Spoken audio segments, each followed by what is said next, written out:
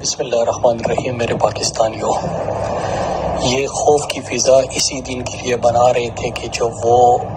پاکستان کے مقبول ترین لیڈر عمران خان کو گرفتار کرے تو یہ سمجھے تھے کہ قوم نہیں نکلے گی، قوم کے اوپر اتنا پریشر ڈالو، اتنا میڈیا کے اوپر قدغنیں ڈالو، اتنا لوگوں کو ہراساں کرو، ان کو جیلوں میں ڈالو، ان کے گھر توڑو کہ جب وہ ایسا اقدام کرے تو لوگ سڑکوں پر نہ نکلے۔ میرے پاکستانیوں، آپ کو آپ کے لیڈر عمران خان نے کہا تھا کہ آپ نے خود فیصلہ کرنا ہے کہ گھر میں سہم کر، ڈر کر بیٹھ کر ان کی غلامی تسلیم کرنی ہے یا آپ نے حقیقی آزادی حاصل کرنی ہے۔ میرے پاکستانیوں، جیسا کہ ہماری لیڈر نے ہمیں سکھایا ہے کہ آپ نے ہمیشہ پرامن رہنا ہے، آپ سب نے بڑی تعداد میں پورے پاکستان میں نکل کر ہاتھ میں پلے کارڈز اٹھا کے حقیقی آزادی کا اور عمران خان کی رہائی کا مطالبہ کرنا ہے۔ آپ نے پرامن رہنا ہے، کیونکہ ان کو بہانا چاہیے کہ کوئی ایسی سچویشن یہ کریٹ کرے جس طرح انہوں نے 9 مئی کو کیا تھا، اور پھر کارکنوں کے اوپر، میڈیا کے اوپر اور تحریک انصاف کے اوپر اور عوام کے اوپر ظلم و ستم کے پہاڑ ڈھائے۔ میرے پاکستانیوں، فیصلہ آپ کو کرنا ہے کہ آپ نے غلام رہنا ہے یا آپ نے حقیقی آزادی حاصل کرنی ہے۔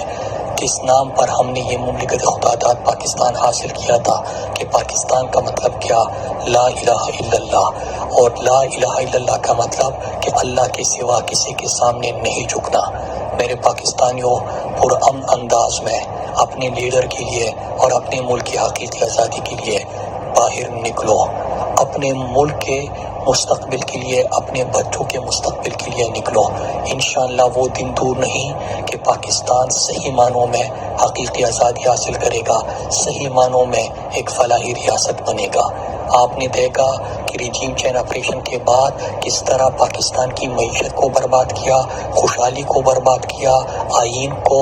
انہوں نے ردی کی ٹوکری میں ڈالا، قانون کا ستیہ ناش کیا، عدالتوں کے فیصلے کو نہیں مانتے، الیکشن سے یہ بھاگتے ہیں، عوام سے یہ بھاگتے ہیں۔ لیکن کب تک یہ عوام سے بھاگیں گے؟ آپ نے آئینی اور قانونی حق جو آپ نے یہ نہیں مانتے، لیکن ہم آئین اور قانون کو ماننے والے ہیں۔ آپ نے آئین اور قانون کے مطابق اپنا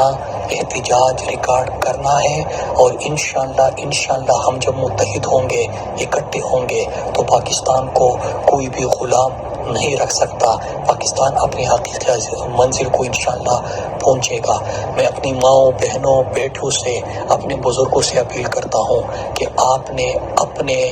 مستقبل کے لیے، اپنے ملک کے لیے، اپنے لیڈر کے لیے، اس لیڈر کے لیے جس نے ناموس رسالت صلی اللہ علیہ وآلہ وسلم کا مقدمہ پوری دنیا میں لڑا، اس لیڈر کے لیے جب اسلام کو دہشت گردی سے جوڑا جا رہا تھا تو اس نے اسلام فوبیا کے خلاف اقوام متحدہ میں قرارداد منظور کرائی، اس لیڈر کے لیے جو مدینے کی ریاست بنانے کا عزم یونائٹڈ نیشنز میں کھڑے ہو کے کرتا ہے، اس لیڈر کے لیے جو کشمیر اور فلسطین کا سفیر بنا، اس لیڈر کے لیے جو عالم اسلام کا ترجمان بنا، اس لیڈر کے لیے جو انہوں نے غریبوں کو کا سہارا بنے احساس پروگرام دیا، اس لیڈر کے لیے جو پاکستان کے نوجوانوں اور پاکستان کے مستقبل کے لیے منصوبوں کا آغاز کیا، وہ لیڈر جو پاکستان کی خودداری پہ سمجھوتا نہیں کیا، اس لیڈر کے لیے جس نے دنیا کی آنکھوں میں آنکھیں ڈالی اور اس کو کہا کہ ایبسولوٹلی ناٹ، اس لیڈر کے لیے ہم نے نکلنا ہے۔ یہ سمجھتے ہیں کہ لوگوں میں خوف پیدا کر کے، ان کو ڈرا دھمکا کے ان کو گھروں میں بند کر دیں گے، اور یہ جو مافیا ہے یہ پاکستان کے اوپر اس طرح حکومت کرتا رہے گا، اس طرح ظلم و ستم کرتا رہے گا۔ یہ نہیں ہو سکتا کہ ملک کے مفرور اور اشتہاری اور بگوڑا لندن میں بیٹھ کے منصوبے بنائے اور یہ تمام ادارے اس پر عمل درآمد شروع کرنے کے لیے پاکستان کے مقبول ترین لیڈر عمران خان کو، جو سچے ہیں، جو جانتدار ہے، جو امانتدار ہے، اس کو جیل میں ڈالیں۔ آپ نے اس کے خلاف نکلنا ہے۔ عمران خان نے ساری زندگی پاکستان کا مقدمہ لڑا، پاکستان کے بہتر امیج دنیا تک پہنچایا اور اپنی زندگی پاکستان پہ نچھاور کی۔ آپ نے اب اپنے لیے نکلنا ہے، کیونکہ اگر یہ امید انہوں نے ختم کر دی تو پھر اس کے بعد اندھیرا ہی اندھیرا ہے۔